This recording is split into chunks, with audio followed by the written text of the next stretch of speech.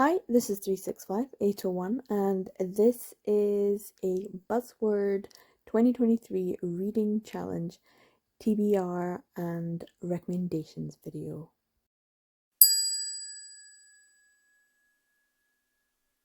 Once again, I'm doing another Buzzword Reading Challenge for 2023 video. This is Kayla's readathon that she hosts for the full year. One word or buzzword or thematic word for each month, and last month's June was very difficult. I only had one book physically. This month it's thematic, it's July, and it's weather words. So because it's thematic, there's going to be a lot more options and a lot more variety, and I'm quite happy about that. So I did go through Kayla's video. Make sure you check it out. She does go through some options. I will put a link to that video in the description and in the corner as well. And don't forget, you can also check out the templates for taking part and tracking your reading throughout the year as well. Now, according to Kayla, there are some words that she can use and that she felt like you could use, and some words that she was a little bit more suspicious about. So yeah, you could definitely check out her video and find out more about what words she suggested.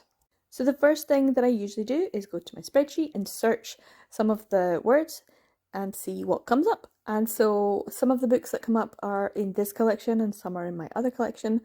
And the list that came up that I made was actually quite substantial. So there's plenty of books to show just from this collection. So I'm not going to show any of the other collections, and I'm not going to do any digital searches either. There's plenty of weather related terms in my physical collection for me to create a TBR and to show you some recommendations as well.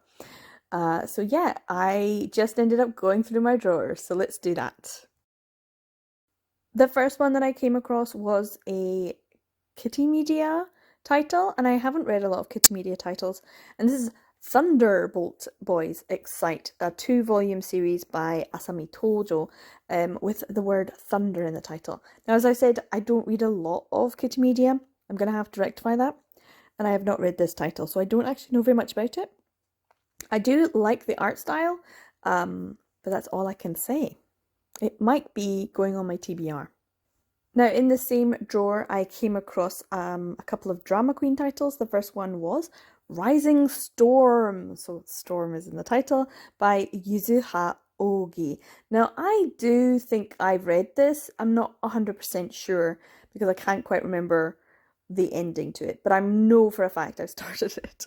Yuzuha Ogi is not my kind of mangaka. There's a lot of sexual assault, forced dubious consent, that kind of thing. The art style is not to my taste. There is a distinct lack of lubrication and condom usage, and I am just not here for that. So all in all, I don't think I'm going to be reading this one. But yeah, Yuzuha Ogi, I might have finished this one, I may not have. The other one that I came across for Drama Queen was Crimson Wind by Duo Brand.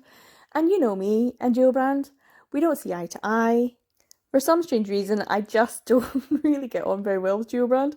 Every time I pick one up, I just never actually read it. The synopsis sounds great though, so this one actually does sound interesting, but I probably still won't put it on my TBR. And the last one here is a 801 title, Love is Like a Hurricane by Tokiya Shimazaki. This is 5 volumes. I did a reading, buddy reading vlog of this, so I'll put a link in the corner.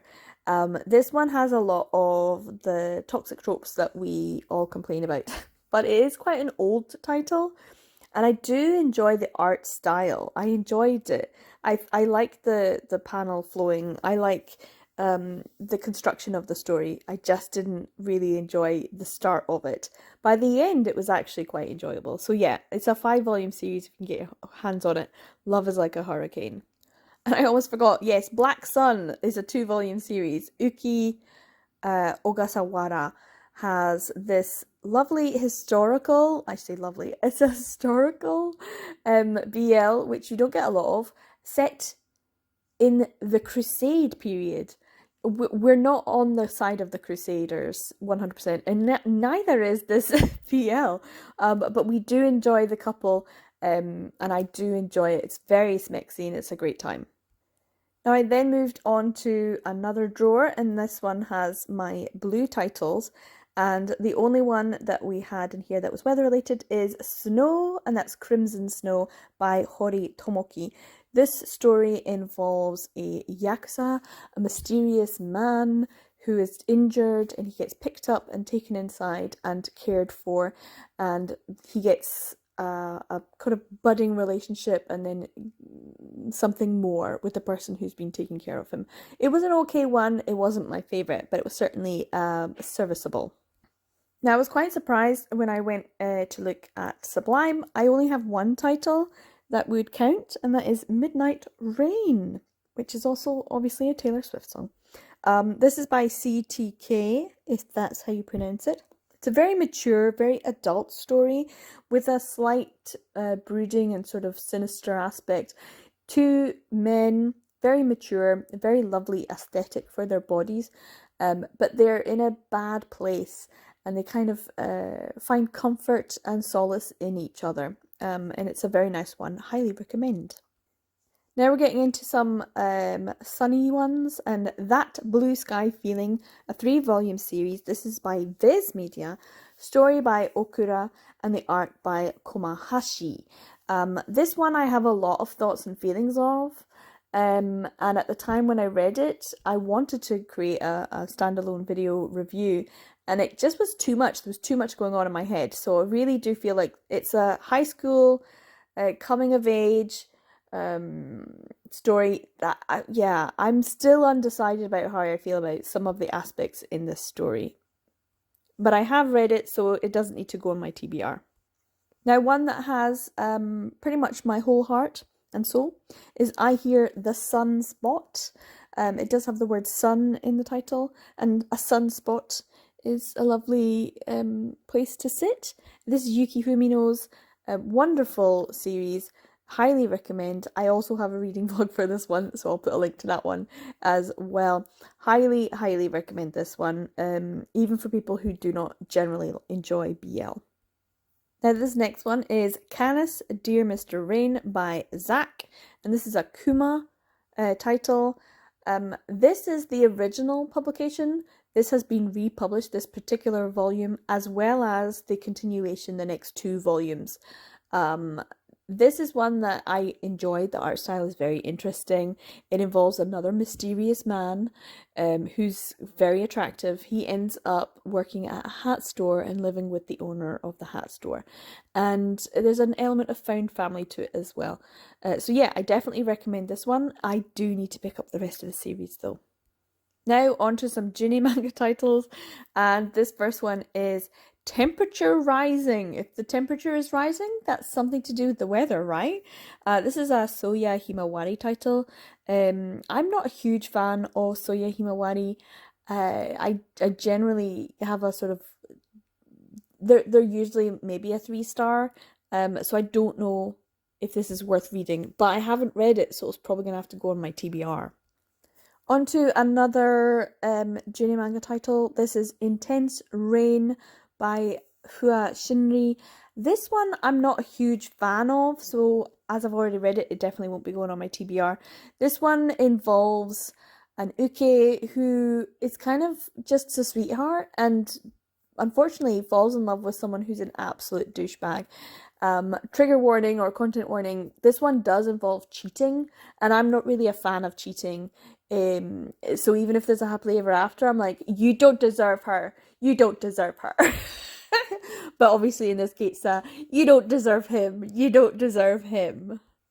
Now on to some of my large trim ones from Juni manga, and this first one is Dry Heat by Yugi Yamada. Now I love Yugi Yamada. She's just amazing.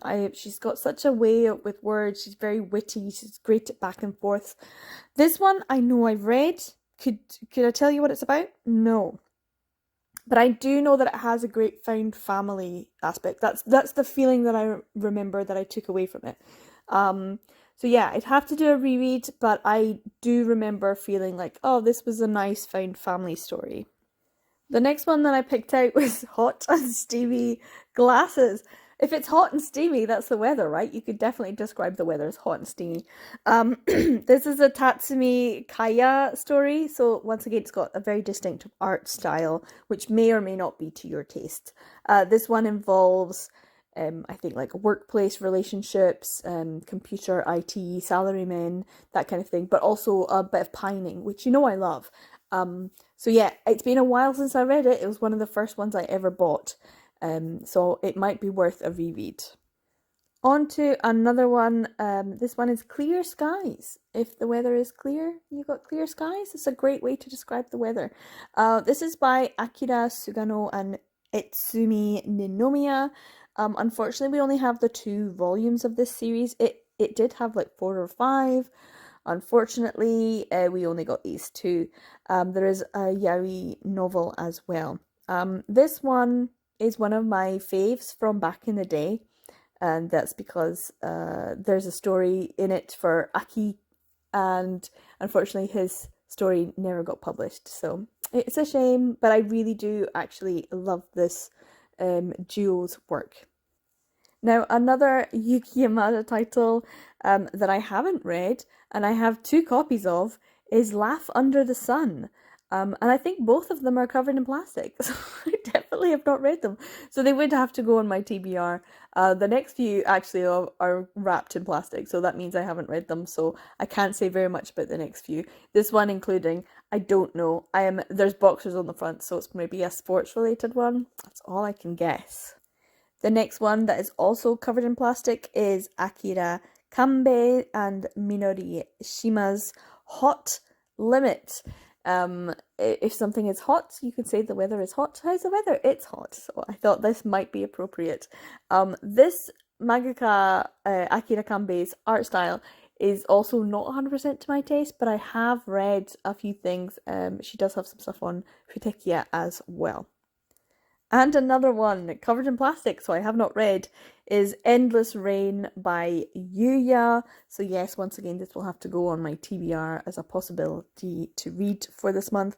It definitely is a great way to describe the weather. There's just endless rain, which is what it feels like during the rainy season in Japan.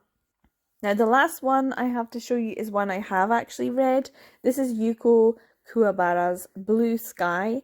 This is one I know for a fact I have read, but if you asked me to tell you exactly what it's about, I couldn't. But I can give you the vibes. The vibes are boys' school, dormitories, like urban legends, school urban legends, and some pining roommates romance. That's all I really remember. Is that enough for you to be convinced? I don't know, but yeah, this is what I know for a fact I've read, so it's not going on my TBR. So here are all of the titles. I've put them into 2 piles. One is those that I have read and that I know that I've read, and those that I have not read, and that could be possible TBR. So possible TBR are the 3 that are still in their plastic: Endless Rain by Yuya, Hot Limit Akira Kanbei, and Laugh Under the Sun by Yuki Yamada. I would very much like to read at least Laugh Under the Sun, because I have 2 copies. I really need to read it. Then I also have Temperature Rising. This is Soya Himawari. And then the Thunderbolt Boys Excite. This is volumes 1 and 2 by Asami Tojo. And a Kitty Media. So I really should read some of those titles. Now, the ones on the other side are ones that I have read, whether I remember them all or not. And the ones that I do recommend, Midnight Rain is a very new purchase. It's a new one for this year, and I did enjoy it. I Hear the Sunspot, obviously. Canis, Dear Mr. Rain, very, very nice. Intense Rain, I don't recommend. Love is Like a Hurricane, don't recommend. Black Sun, 100%. Even though it's toxic, and it is toxic, I still recommend it, and I don't know why. What is it about some that I enjoy and some that I don't? That Blue Sky feeling, I really need to have a proper discussion with, like, like a lot of people. I feel like I need to be part of a like a live show, people discussing that blue sky feeling, and if it made anyone else feel slightly uncomfortable, because it did to me. So yeah, I'd really love to know if you've read it and if you find it ever so slightly uncomfortable, and yet there's still a sort of sweetness to it. Yeah. Anyway, Rising Storm, definitely don't recommend. Crimson Snow was kind of a meh title. Hot and Steamy Glasses, now I've put it in over in here because I know I have read it, but it might be worth a reread because, as I said, it was one of the first things I ever purchased for my BL collection in physical form. And it's not even this volume because the original volume I gifted to someone when I was moving. So I did have to buy another copy. Clear Skies is another one that I have read and I loved. So if you can get a copy of Clear Skies. This particular first volume involves the older brother and his romance. And it's kind of like reading the story of your parents when they're in the middle of a fight and they're being passively aggressive towards one another. That's the whole first 2 volumes. Well, so first volume anyway certainly feels like a passive aggressive fight between a married couple. Because these men have known each other since they were boys. And yeah, it's heavy and it's sweet and there's nothing much happening. It's kind of an odd one, but it's 100% based on a family. So if you like found family or you like family dynamics, Clear Skies is a great one to read. Like I said, Dry Heat also has that nice element. It's a Yugi Mad title that I love. And Blue Sky, dormitories, boys' school, what's not to love? So yeah, it's a very interesting selection. I wouldn't have necessarily thought that they had very much in common with each other. There's an odd mix here, but that is maybe what makes it more interesting. And quite a lot of older titles, so maybe that's something to see in terms of the evolution of naming conventions and what mangaka chose to have as their titles, and maybe having weather related words is not in vogue at the moment. So yeah, Midnight Rain though I did enjoy, and that's the newest one I think I have up there. So yeah, my little stack of TBR looks perfectly doable, and if I don't get it done in July, I can always see if I can get it completed by the end of the year. So yeah, hopefully you found this interesting. Maybe you found a few titles. There are a couple more that I have in my other collection. So if there's any more that you think of, I'd love to know what you think down below in the comments section. And if you just are here to watch, you can give me a little weather symbol emoji. So yeah, thanks for watching to the end. Take care everyone. I will see you in the next video. Bye!